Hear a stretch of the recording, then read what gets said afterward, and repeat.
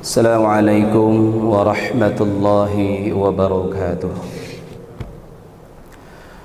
Alhamdulillahilladzi wa kafa. Salatu wa salaman ala rasulillahil mustafa wa ala alihi wa ashabihi wa man wafa. Ashhadu an la ilaha illallah wahdahu la syarika lah. Ashhadu anna Muhammadan abduhu wa rasuluh.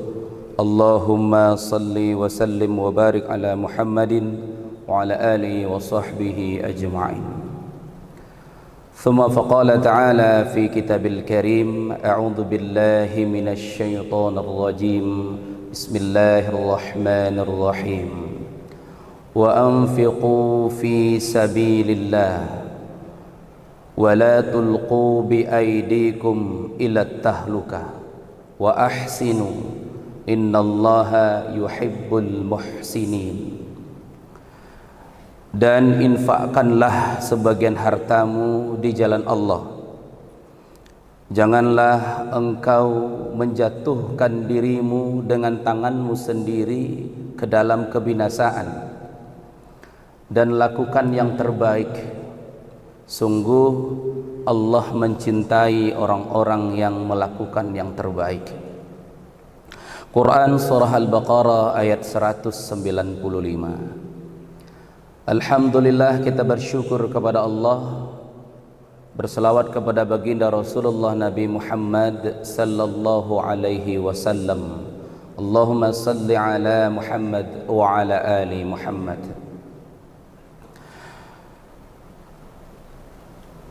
Akhir-akhir ini kita di Indonesia, dari media yang kita lihat, dari media sosial ataupun di media televisi, mudah sekali orang menghilangkan nyawa orang lain. Mudah sekali orang menghabiskan kehidupan orang lain. Hal ini tentu dalam agama kita bukanlah sesuatu yang dibenarkan. Justru ini masuk ke dalam kategori kezaliman. Di dalam Al-Quran surah Al-Baqarah ayat 195 tadi, Allah subhanahu wa ta'ala memberikan 3 pesan. 2 perintah, 1 larangan. Mana pesan perintah Allah? Wa anfiqu fi sabilillah. Infakkanlah hartamu di jalan Allah. Pesan pertama, berinfak. Kemudian Allah lanjutkan, wala tulqu bi aidikum ila tahluka. Janganlah engkau menjatuhkan dirimu ke dalam kezaliman dengan tanganmu sendiri. Kemudian perintah ketiga, wa ahsinu. Berbuat yang terbaiklah. Sungguh Allah mencintai orang-orang yang berbuat yang terbaik itu. Hadirin jemaah yang dirahmati Allah, perintah pertamanya di sini adalah Allah suruh berinfak. Mengapa infak di posisi pertama? Infak ini adalah amalan yang besar, pahalanya besar. Bahkan sidang jemaah yang dirahmati Allah, ada satu ketika nanti manusia itu, kata Allah, di ujung-ujung nyawanya akan diambil. Maka dia menyesal. Penyesalan terhebat di saat itu bukanlah ibadah yang belum selesai, bukanlah haji yang belum sempurna, tetapi infak yang belum dilaksanakan. Wa anfiqu mimma razaqnakum min qabli ayyati ahadakumul maut. Infakkanlah hartamu, kata Allah dalam surah Al-Munafiqun ayat ke-10, sebelum datang kematian. Maka kalau sudah datang kematian, ada orang yang menyesal. Rabbi laula akhartani ila ajalin qarib. Duhai Allah, tundah kematian kami. Apa yang diminta oleh orang yang minta tundah kematian? Fa asaddaqa wa akum minas salihin. Kami akan bersedekah. Jadi sidang jemaah, Yang hebat di saat itu adalah penyesalan kita, penyesalan persoalan sedekah. Apa rahasianya? Allah sebutkan manusia menyesal ketika kematiannya, yang disesali adalah sedekah. Di dalam ayat lain Allah menjelaskan, surah Qaf ayat 22. Kata Allah Subhanahu wa taala, laqad kunta fi ghablatin min hadza fakashafna ankal ghita'ak fabasaruka al-yawmal hadid. Kata Allah Subhanahu wa taala, sungguh dahulu kamu lalai tentang hal ini, maka kami singkapkan tutup matamu dan kami berikan kepadamu penglihatanmu yang sangat tajam di saat itu. Ayat ini terjadi ketika manusia telah di ujung kematian. Jadi sedang jemaah, ketika manusia sakaratul maut, Allah berikan kemampuan kepadanya yang selama ini terhijab dan saat itu terbuka.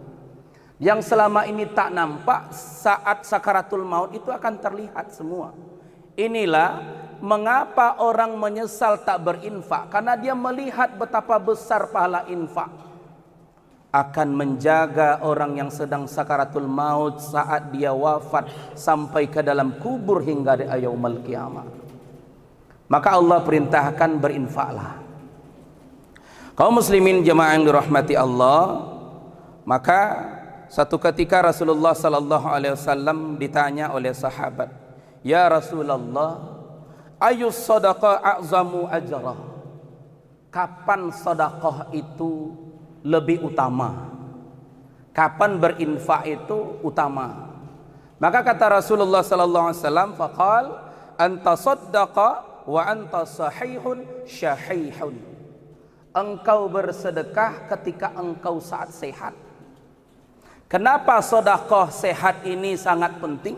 Karena orang sehat banyak butuh biaya, makannya, rekreasinya, tempat tinggalnya, kebutuhan anak istrinya. Ketika orang sehat bisa bersedekah, maka saat itu sedekahnya terbaik. Kaum muslimin yang dirahmati Allah, ini perintah pertama. Kemudian Allah larang, ini yang kedua pesan Allah. Kata Allah, wala tulqu bi aidikum ila tahlukah. Jangan engkau jatuhkan dirimu ke dalam kezaliman ila tahlukah. Bi aidikum ila tahlukah, dengan tangan dirimu sendiri.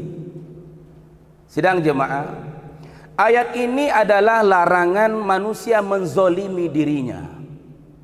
Sedang merusak, menzolimi, menyakiti diri sendiri ini dalam Al-Quran dilarang. Apalagi sakit yang itu dirasakan oleh orang lain. Kezoliman itu kepada orang sekitar. Kejahatan itu kepada diri orang lain. Sedang merusak diri sendiri saja Allah larang. Ilat tahluka. Jangan engkau jatuhkan dirimu ke dalam kebinasaan. Maka at-tahluka itu dalam tafsirnya setidaknya maknanya dua. Pertama kata ulama, at-tahluka itu berbuat kemaksiatan. Apa saja bentuk kemaksiatan itu disebut kezaliman kepada diri.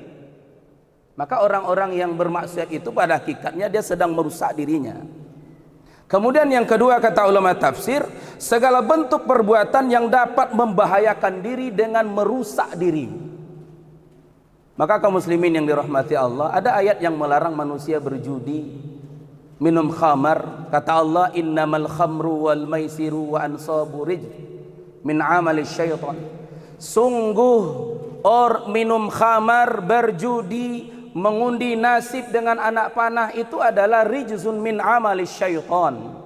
Itu amalan syaitan kata Allah. Perbuatan yang termasuk kategori menzolimi. Kenapa menzolimi? Judi itu zolim pada diri sendiri. Sedanglah hidup susah, untuk makan payah, lapangan kerja sempit. Kadang mohon maaf sidang jemaah, cari piti susah, karajo pontang pantiang, abah puta lo cipta.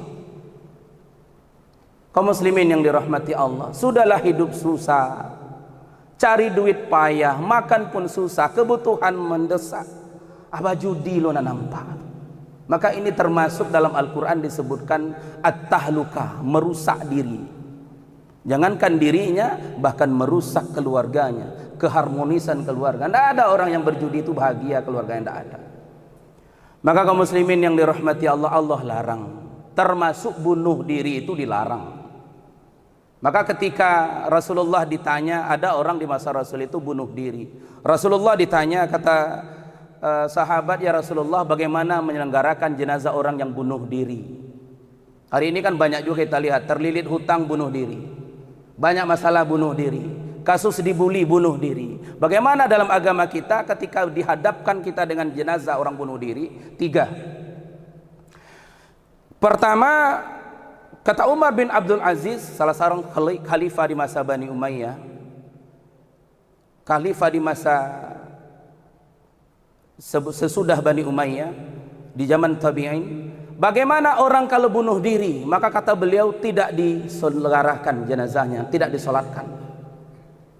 Ada dasarnya, ada. Ketika Rasulullah ditanya, kata Rasul, ana fala usalli alaih. Kalau saya, kata Rasul, tidak menyelenggarakan jenazahnya. Maka kalau ada hari ini susah hidup kita, tak tumbuh akah kok pikir-pikir mana lah kok akan menyelesaikan persoalan itu dengan bunuh diri. Rasulullah tidak mau menyolatkan jenazah orang bunuh diri. Kemudian yang kedua, apa pandangan ulama Imam Ahmad Ibn Hanbal? Kalau orang yang meninggal dengan bunuh diri, maka imam utama di sebuah masjid tidak boleh jadi imamnya. Bagaimana dengan orang lain? Boleh menyolatkan. Dan kesepakatan ulama, sebagian besar ulama berpandangan, bolehkah orang mati bunuh diri disolatkan? Jawabannya boleh, karena dia belum meninggalkan agamanya. Hanya saja matinya atau meninggalnya meninggal dalam keadaan yang tidak baik. Kaum muslimin yang dirahmati Allah, maka tidak boleh menzolimi diri, apalagi menzolimi orang lain. Al-muslimun man salima biyadihi wa lisani. Muslim yang baik itu, kata Nabi, adalah yang bisa menyelamatkan diri orang lain dengan lisannya, dengan tangannya. Tanda kita muslim yang baik, tidak mengganggu orang. Tanda kita muslim yang baik, lidah kita tak menyakiti orang. Tanda kita muslim yang baik, yang taat, yang sholatnya membekas, memberikan efek yang positif kepada dirinya dan lingkungan sekitarnya. Kemudian yang ketiga, sidang jemaah, pesan Allah dalam ayat ini, wa ahsinu, berbuatlah yang terbaik. Innallaha yuhibbul muhsinin. Ihsan itu dalam pandangan Al-Quran adalah perbuatan baik dalam bahasa kita. Tetapi ihsan pada hakikatnya, kata ulama pakar bahasa, lebih dari sekedar berbuat baik. Kalau al-ma'ruf, al-khair, semua itu maknanya baik. Tapi ihsan maknanya di atas yang lebih baik, di atas yang baik. Maka orang yang berbuat ihsan pada hakikatnya adalah orang-orang yang melakukan sesuatu di atas sekedar baik. Innallaha ya'muru bil adli wal ihsan. Ihsan itu posisi rohani di atas adil. Orang kalau disuruh dia pergi, dilarang dia berhenti, itu namanya adil. Orang kalau mengerjakan sesuatu sesuai perintah, meninggalkan sesuatu yang dilarang, itu adil. Tetapi ketika dia mampu memberikan yang terbaik dari sekedar yang disuruh, itu disebut dengan ihsan.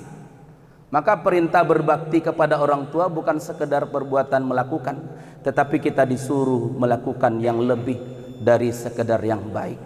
Karena waktu yang membatasi, sedang yang dirahmati Allah, ini pesan Allah. Pertama, mari berinfak, karena infak adalah amal yang besar. Kemudian yang kedua, dilarang menzalimi diri.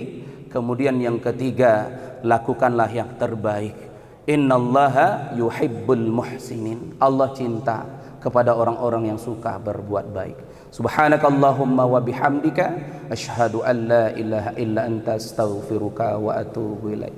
Bila taufiq wal hidayah. Assalamualaikum warahmatullahi wabarakatuh.